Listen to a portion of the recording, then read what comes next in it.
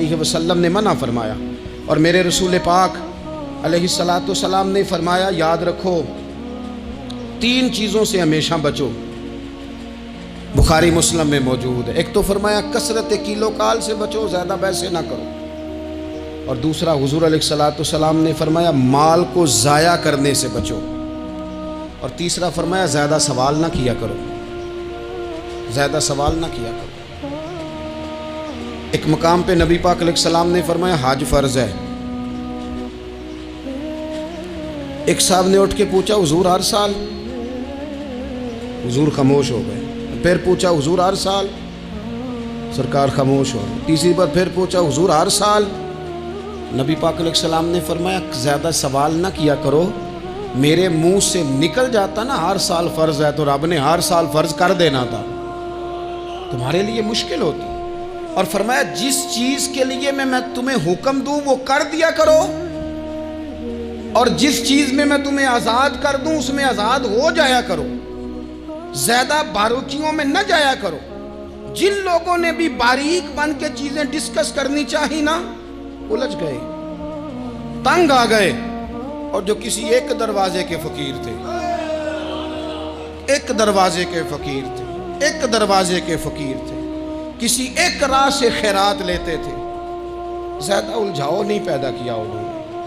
میں کہہ چکا ہوں علم حاصل کرنے کے لیے سوال ضرور کریں، لیکن بحث کے لیے اور الجھاؤ پیدا کرنے کے لیے، نئی سے نئی راہ تلاش کرنے کے لیے یہ بات درست نہیں ہے۔ بلکہ بخاری مسلم میں ایک حدیث ہے جس کو پڑھ کے انسان بار بار سوچنے پہ مجبور ہو جاتا ہے کہ اس طرح بھی ہوتا ہے۔ حضرت انس بن مالک رضی اللہ تعالیٰ عنہ ارشاد فرماتے ہیں ہم سب حضور کی بارگاہ میں بیٹھے تھے، بخاری مسلم ہے، نبی پاک علیہ السلام تشریف فرما تھے، حضور کی عادت مبارکہ تھی جہاں موقع آیا حضور بیٹھ گئے۔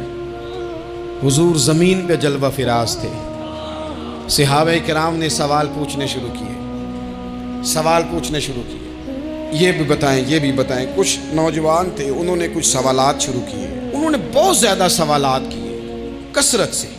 تو حضرت انس بن مالک رضی اللہ تعالیٰ عنہ فرماتے ہیں بہت سوالات، جب زیادہ سوال ہو گئے نا اللہ کے رسول صلی اللہ علیہ وسلم اٹھ کے نا ممبر پہ بیٹھ گئے، فرمایا پوچھو جو تمہارا جی چاہتا ہے میں بتاؤں گا، پوچھو، کرو سوال کرو۔ ایک شخص نے اٹھ کے عرض کی یا رسول اللہ میرا باپ کون ہے؟ فرمایا حذیفہ۔ 2 لوگ اور اٹھے یا رسول اللہ ہمیں لوگ تانے دیتے ہمارا باپ۔ فرمایا تمہارا باپ وہی ہے جس کی طرف تم منسوب ہو، اسی باپ کی جائز اولاد ہو۔ ایک بندہ اور اٹھا، اس کا لہجہ بھی کچھ اس طرح کا تھا، کہنے لگا حضور میں جنت میں جاؤں گا کہ جہنم میں؟ کئی دفعہ نا چیزیں راز میں رہیں تو وہ ٹھیک رہتی ہیں، لیکن جن کو راز کھولنے کا شوق ہو ان کے اپنے بھی کھل جایا کرتے ہیں، ان کے کھل جاتے ہیں، پھر وہ تکلیف میں آتے ہیں۔ یاد رکھیں حضور میں جنت میں جاؤں گا کہ جہنم میں؟ حضرت انس بن مالک کہتے ہیں کریم بولے، مور لگنے لگی، ہم کانپنے لگے۔ حضور نے فرمایا تو جہنم میں جائے گا، دوزخی ہے تو۔ بس جب وہ سناٹا چھا گیا، اب ڈر تھا کہ کچھ اور باتیں نہ، یہ کثرت سوالات کی وجہ سے حضور ناراض ہو گئے۔ کہتے ہیں فٹافٹ حضرت عمر اٹھے، فٹافٹ، اور کوئی معافی نہیں مانگی، کوئی بات نہیں کی، جناب عمر تھے نا، آئے عمر تیرے جملوں پہ مر جاؤں، ان راہوں پہ قربان جہاں سے عمر چلتے تھے، ہر حکمران تیری بات کرتا ہے پر عمر تیرے ایک ایک فیصلے پہ میری اولاد قربان۔ ایسا بھی شخص کوئی پلٹ کے دنیا میں آئے گا جیسا خطاب کے گھر عمر پیدا ہوا۔ حضرت فاروق اعظم اٹھے، یوں ہاتھ باندھے، رو پڑے، کہنے لگے نا حضور نا، رضیت باللہ ربا وبالاسلام دینا وبسیدنا ومولانا محمد نبیا ورسولا۔ حضور ہم بڑے راضی ہیں کہ اللہ ہمارا رب ہے، سونیا بڑے راضی ہیں کہ دین ہمارا اسلام ہے۔ یا رسول اللہ ہم بڑے راضی ہیں کہ اللہ نے آپ کو ہمارا نبی بنا کے بھیجا ہے۔ حضور بڑے یوں ہاتھ باندھے، نا ساڈا بولیا چولیا معاف کری، غلطی ہو گئی حضور جوانوں سے، نہیں ایسا حضور، نہ اس سے زیادہ کوئی پردہ نہ کھل جائے کہ رضیت باللہ ربا وبالاسلام دینا وبسیدنا ومولانا محمد نبیا ورسولا۔ وہ ضرورت کے لیے سوال ضرور پوچھا جائے حضور پسند کرتے تھے، لیکن بحث میں الجھ جانا، ہر وقت دین کو تختہ مشق بنا لینا، ہر وقت میرا دل تڑپتا ہے، کبھی کبھی سوچتا ہوں یہ میرے نبی پاک کا دین ہے، کیا یہ صرف دنیا میں بحث کے لیے آیا ہے؟ جس کو 4 لفظ آئے اس نے میرے حضور کے دین کو ذریعہ بحث بنا لیا، صبح بھی بحثیں، شام بھی بحثیں۔ کریم محبوب علیہ السلام نے جو طائف میں روڑے کھائے تھے وہ اس لیے کہ امت بیٹھ کے بحثیں کرے، اس لیے امام علی مقام نے سارا گھرانہ کربلا میں دے دیا کہ تم بحثیں کرو۔ عمل کب کریں گے؟ کرو بحث، صبح بھی کرو، ہر بندہ کرے، مولوی بھی کرے، مفتی بھی کرے، مناظر بھی کرے، اور چلو علماء تو کبھی اعلاء کلمت الحق کے لیے کوئی گفتگو کر بھی لیں، ہر چوک چراہے میں بحث، ہر جگہ مناظرہ، خدا را بلا ضرورت تو چھوڑ دیں، بلا وجہ تو چھوڑ دیں، کبھی تو مان کر چلنے کا مزاج بنا لیں، کبھی تو قبول کر لیں۔ یا رسول اللہ رضیت باللہ ربا وبالاسلام دینا وبسیدنا ومولانا محمد نبی و رسولا۔ حضور بڑے راضی ہیں کہ اللہ ہمارا رب ہے، اسلام ہمارا دین ہے، آپ ہمارے نبی ہیں۔ حضور ہم بڑے ہی راضی ہیں، ہم پر کرم نوازی ہو جائے۔ تو حضور نے فرمایا عمر بیٹھ جا، اللہ تیرے اوپر رحم فرمائے۔ عمر بیٹھ جانا، رب تیرے اوپر رحم فرمائے۔ اور پھر فرمایا عمر یہ رب نے تجھے ہی توفیق دی ہے، یہ تجھے توفیق ملی ہے۔ تو اتنی زیادہ بحثیں، میں کبھی کبھی کچھ سوالوں کے جواب دینے کو جی نہیں نہ چاہتا۔ آپ جو سوال کر رہے ہیں وہ پتہ ہے حضور کے ایک عظیم صحابی کے بارے میں کر رہے ہیں، آپ ان پر بحث کرنا چاہتے ہیں، آپ ان کو تختہ مشق بنانا چاہتے ہیں، جی نہیں کرتا۔ وہ ہستی اونچی ہے، نہ بھائی نہ، دل نہیں مانتا، خیال نہیں پیدا ہوتا۔ ہم تو ان بزرگوں کے ماننے والے ہیں جو حضور کی ازواج کا اور 4 بیٹیوں کا نام لیتے تھے تو وضو کر کے لیتے تھے، وہ تو باتیں کرتے تھے تو ڈر ڈر کے کرتے تھے، کہتے تھے توبہ توبہ توبہ۔ ہم کہاں اور وہ لوگ کہاں؟ لیکن آج ہر آدمی کو بحث کا شوق آیا ہے، ہر شخص ہے جو کہتا ہے مجھے بھی 3 باتیں آتی ہیں، میں بھی تھوڑا سا مفتی ہوں، میری بھی سن لو۔ اپنی زندگی میں اتنا دروازہ بحث کا نہ کھولیں، اتنا الجھاؤ نہ پیدا کریں، اور ایسے بے جا لا یعنی اور بے مقصد سوالات سے اپنے آپ کو بچائیں جن میں انسان پڑھے تو اس کے لیے الجھاؤ بڑھ جائے۔ بعض سوالات ایسے بھی حضور سے کیے گئے کہ سرکار نے ان پر سخت ناراضگی کا اظہار فرمایا، فرمایا اس سوال کی کیا حاجت؟ تو میں آپ سے گزارش کروں گا سیکھنے کے لیے مسئلہ ضرور پوچھیں، سیکھنے کے لیے۔ اب بہت ساری ایسی چیزیں ہیں جن کا قبر میں ہم سے کوئی سوال نہیں ہوگا، لیکن صبح شام بحث ہوتی ہے اس پہ۔ انسان کے علم میں اضافہ ہو، اپنے شعور کو بلند کر کے مسئلے کو سیکھ کر پھر بندہ اس پر عمل کرنا شروع کر دے۔ نبی پاک صلی اللہ تعالیٰ علیہ وسلم کے صحابہ حضور سے سوالات کرتے تھے۔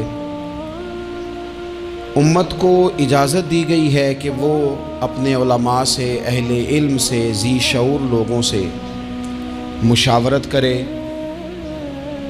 اور جس چیز کا علم نہیں ہے وہ اس شعبے کے ماہر سے جا کر اس کے متعلقہ وہ رائے لے۔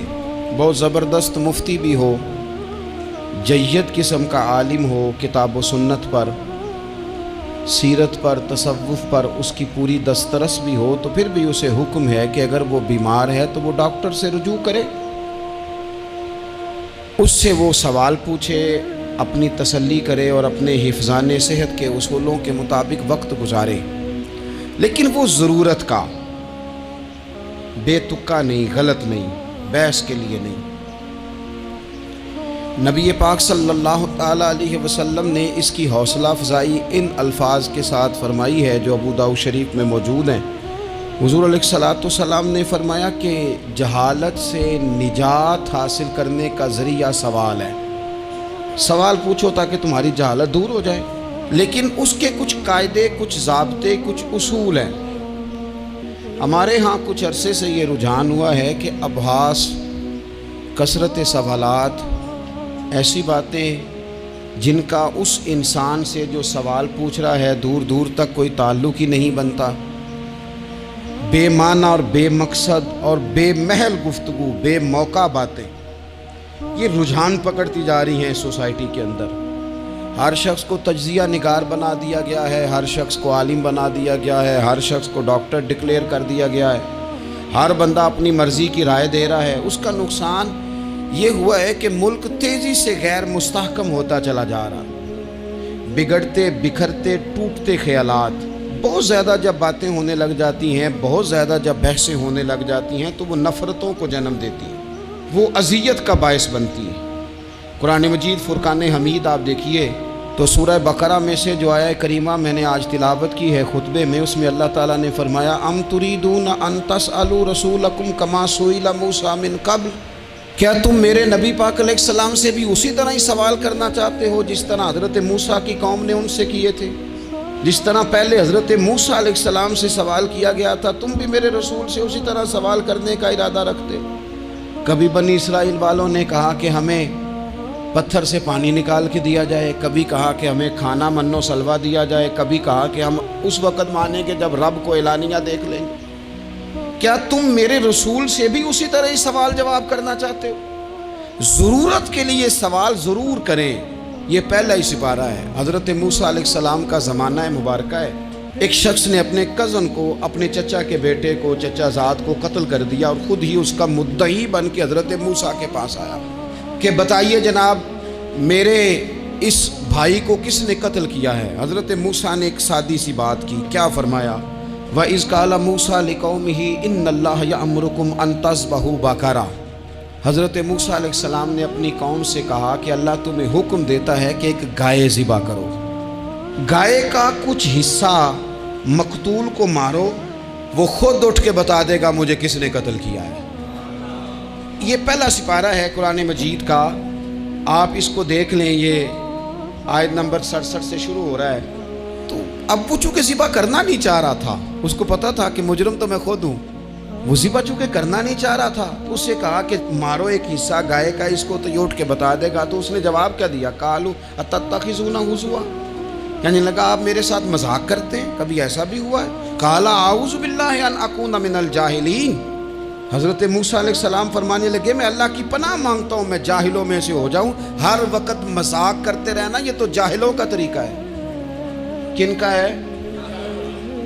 حضرت موسیٰ نے کہا ہے، قرآن پاک ہے، ہر وقت مذاق کرتے رہنا۔ خوش طبعی اور چیز ہے، مسکراتے رہنا، لیکن کسی کا مذاق ہر وقت اڑاتے رہنا کن کا طریقہ ہے؟ جاہلوں کا۔ جب کہا نہیں ذبح کرنی ہے تو اب ذرا دیکھیے، کرنا نہیں نہ چاہ رہے، قالوا ادع لنا ربک یبین لنا ما ہی، کہنے لگے اے موسیٰ پھر آپ نہ رب سے دعا کریں کہ وہ ذرا کھول کے بتائے وہ گائیں کس طرح کی ہو۔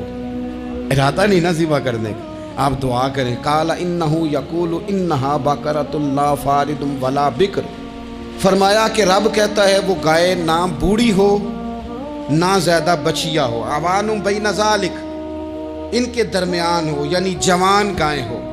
فافعلوا ما تؤمرون، کرو جس کا تمہیں حکم دیا جا رہا ہے۔ قالوا ادع لنا ربک یبین لنا ما لونھا، لو اگلی بات سن لو، کہنے لگے آپ دعا کریں رب سے کہ وہ کھول کے بتائے اس کا رنگ کس طرح کا ہو، رنگ بتائیں کس طرح کا ہو۔ قال انہ یقول انہا بقرۃ صفراء، فرمایا رب فرماتا ہے کہ صفراء رنگ کی ہو، یعنی گہرے زرد رنگ کی ہو۔ یہ رب فرماتا ہے اس طرح کی گائے ذبح کرو۔ فاقع لونھا تسر الناظرین، اور جب کوئی اسے دیکھے تو اسے اچھا بھی لگے، آنکھوں کو اچھی لگے وہ گائے، اس طرح کی گائیں ذبح کرو۔ لو اتنی باتیں بتا دی۔ قالوا ادع لنا ربک یبین لنا ما ہی، کہنے لگے نہیں آپ پھر دعا کریں اللہ ذرا کھول کے بتائے گائیں کس طرح کی ہو۔ ان البقرہ تشابہ علینا، ہمیں ذرا گائیں پر شبہ پڑ گیا ہے کس طرح کی ذبح کرنی چاہیے۔ وَإِنَّا انشاءاللہ لمہتدون، اگر اللہ نے چاہا تو ضرور ہم ہدایت پا جائیں گے۔ پھر اللہ تعالیٰ نے فرمایا کہ قال انہ یقول انہا بقرۃ لا ذلول تثیر الارض، گائیں اس طرح کی ہو کہ وہ کبھی کھیتی میں نہ چلائی گئی ہو، یعنی اس کو کبھی کام نہ اس سے لیا گیا ہو۔ بیل کو لوگ لگاتے تھے نا، جو کام آج ٹریکٹر سے لیا جاتا ہے وہ گائے بیل سے لیا جاتا تھا۔ تو وہ کھیتی باڑی کے کام نہ اس کو لگایا گیا ہو، ولا تسقل حرث، اور نہ اس سے پانی نکالا گیا ہو، نہ کھیت چلانے ہل چلانے میں لگائی گئی ہو، اور وہ جو کنواں ہوتا تھا جس کے گرد گائیں گھومتی تھی، تو کہا وہ بھی کام اس نے نہ کیا ہو گائے نے، مسلمۃ لا شیۃ فیہا، وہ ہر عیب سے پاک ہونی چاہیے۔ قالوا الآن جئت بالحق، اب کہنے لگے اب آپ صحیح بات لے کے آئیں، اب سوال ختم ہو گئے نا، کہنے لگے اب آپ بات فذبحوہا، انہوں نے ذبح کر دی، وما کادوا یفعلون، پر ایسا کرتے نظر آتے، لگتا نہیں تھا کریں گے ذبح پر ذبح۔ اچھا یہ گائیں پھر ملی کیسے؟ امام خازن کہتے ہیں کہ ایک نیک آدمی تھا، تو اس کا آخری وقت آ گیا، تو اس کے پاس جو کل جمع پونجی تھی وہ ایک بچیا تھی، گائیں کی بچیا ویڑی، اس کے پاس وہ ایک بچیا تھی صرف، تو اس نے اس طرح کیا کہ اس کی گردن پر ایک مہر لگائی، اللہ کے نام پر بطور امانت اس نے اس کو جنگل میں چھوڑا، کہا یا اللہ میرا بیٹا ایک ہی ہے، وہ بھی چھوٹا ہے، اس کی حفاظت کرنا اور میرے بیٹے کو پہنچا دینا۔ بچہ بالغ ہو گیا، اس کی ماں نے کہا بیٹا جو امانتیں رب کے پاس رکھوائی جائیں نا ان میں خیانتیں نہیں ہوا کرتی، جا کے جنگل میں آواز دے تیری گائے واپس آ جائے گی۔ اس نے جا کے جنگل میں آواز دی کہ وہ جو میرے باپ نے امانت رکھوائی تھی وہ کدھر ہے؟ وہ نشان لگی ہوئی گائیں دوڑتی ہوئی اس کے پاس آئی۔ واللہ خیر الرازقین، جب رب بندوبست کرے، جب اللہ بندوبست کرے تو پھر معاملہ اور ہوتا ہے۔ وہ گائے آ گئی، اب اس نے کیا کیا اس نوجوان نے کہ وہ گائے گھر لایا، ماں سے آ کے کہا کہ اماں یہ تو اللہ نے فضل کر دیا۔ ماں کہنے لگی پتر حالات ہمارے خراب ہیں، منڈی میں لے جا اسے بیچ دے، لیکن سودا میری مرضی کے بغیر طے نہ کرنا۔ کس کی مرضی کے بغیر؟ کس کی؟ اماں کی مرضی۔ اور سنو یار، تھے کچھ لوگ جن کو لوگوں نے تانے بھی دیے کہ تم ماں کے پیچھے لگ گیا ہے، لوگوں نے بڑا کچھ کہا، پر جو ماں کی مرضی پہ لگیں ناکام نہیں ہوتے زندگی میں۔ یہ دیکھو ماں کی مرضی پہ لگا، اس کی قیمت کتنی تھی گائے کی؟ بڑی مہنگی تھی، پر 3 دینار کی تھی، منڈی میں لے گیا 3 دینار اس کی قیمت لگ گئی۔ تو ماں نے کہا تھا میری مرضی کے بغیر سودا نہ کرنا۔ اب بچے تو نہیں نا مانتے، اماں کو کیا پتا باہر بزنس کیا ہے، لین دین کیا ہے، پر ماں نے کہا تھا میری مرضی، بندہ دے رہا ہے اسے 3 دینار، اس نے کہا جی میں نے طے تب کرنا ہے، ڈن تب کرنا ہے، پہلے اماں سے پوچھنا ہے۔ گھر جا کے اماں سے پوچھا، اماں کہنے لگی دے دے۔ واپس آیا تو اس نے کہا کہ میں 6 دینار دیتا ہوں پر میری شرط ہے، ماں سے نہیں پوچھنا۔ اس نے کہا تو 12 بھی دے، ڈن تب بھی ہونا ہے جب اماں نے کہنا ہے۔ وہ جب اس طرح کی اس نے گفتگو کی، واپس اپنی والدہ کے پاس گئے، کہنے لگے اماں سمجھ نہیں آتی، 3 دینار کی گائیں بندہ 12 میں خریدنے کو تیار ہے، شرط لگاتا ہے کہ اماں سے نہیں پوچھنا۔ تو والدہ کہنے لگی پتر پہلے اس سے جا کے پوچھ کیا وہ ہے کون، یہ کوئی روحانی معاملہ ہے، کوئی غیبی مدد ہے، پوچھ۔ اس سے جا کے پوچھا تو وہ کہنے لگا میں تو فرشتہ ہوں اللہ کا، تو نے گائیں بیچنی نہیں، اس لیے کہ تیرا باپ بھی نیک ہے، تیری ماں بھی نیک ہے، رب تیرے رزق میں برکت پیدا فرمانا چاہتا ہے۔ ماں باپ نیک ہونا رزق میں برکت ہو جاتی ہے، ماں باپ نیک ہوں، ان کی صالحیت کا اثر پہنچتا ہے بچوں تک، رزق حلال کما کے لانے والے ہوں تو گھر میں برکت ہوتی ہے۔ جا کے کہا کہ تیرے ماں باپ نیک تھے، اسے نہ بیچنا گائے کو، تو کیا کریں؟ کہنے لگے بنی اسرائیل والے سوال کر کر کے خود مشکل میں آ گئے۔ اب وہ ایسی گائے جو جوان بھی ہو، یہاں تو ہر غریب آدمی اپنی گائیں یہاں لگا دیتا ہے، کھیتی باڑی میں یہاں لگا دیتا ہے، کنویں میں پانی نکالنے میں تو یہاں تو ہر ایک کی گائیں، تو ایسی گائیں جس کا رنگ بھی اتنا پیارا ہو، زیادہ بوڑھی زیادہ بچی بھی نہ ہو، اور ابھی تک کھیت میں بھی نہ لگی ہو، وہ سوائے تیرے کہیں نہیں ہے۔ اس نے کہا چل پھر مہربانی کر بتا میں کتنے کو دوں گائیں، اگر وہ آ جائیں تو کتنے کو بیچنی ہے؟ اسے کہنا کوئی نہیں ریٹ تو زیادہ کرنا ہی نہیں، ان سے کہنا گائے کے اندر سے گوشت نکال دیں اور جتنا گوشت ہے اتنے پیسے بھر دیں، اس کی کھلڑی بھر دیں۔ اب وہ بنی اسرائیل والے ڈھونڈتے پہنچ گئے، کہا جناب گائیں 3 دینار کیا 6 لے لو۔ اس نے کہا نہ بھائی، ذبح کروں گا، گوشت نکالوں گا، جتنا وزن گوشت کا اتنے پیسے بھرو گے کھال میں تو پھر گائے تمہیں ملے گی۔ اب مجبور تھے، کیا کرتے؟ ابن کثیر حدیث لائے ہیں، امام سیوطی نے در منصور میں بھی لکھی ہے، نبی پاک صلی اللہ علیہ وسلم نے فرمایا سنو جوانوں اور اسے دل کی تختی پہ لکھو. نبی پاک علیہ السلام نے فرمایا اگر بنی اسرائیل والے زیادہ سوال نہ کرتے تو اتنی مشکل کا شکار نہ ہوتے. انہوں نے سوال اتنے کیے کہ چارہ نہیں ہے اب ان کے لیے، چارہ نہیں ہے اب ان کے لیے کہ یہ ادھر ادھر جا سکے، مجبوری بن گئی. یہی گائے خریدنی ہے، یہی لے جانی ہے. اب اتنا سارا مال جمع کر کے وہ گائے خریدی، ذبح کی، تو مقتول کو جب اس کا ایک حصہ مارا تو اس نے اٹھ کے کہہ دیا یہ جو مدعی بنا ہوا ہے نا یہی تو میرا قاتل ہے، یہی تو میرا قاتل ہے، یہی تو ہے، اس نے یہ سارا کام کیا ہے. تو زیادہ سوالات کرنا، بہت زیادہ سوالات کرنا، ہر وقت بحث میں رہنا، نبی پاک صلی اللہ تعالی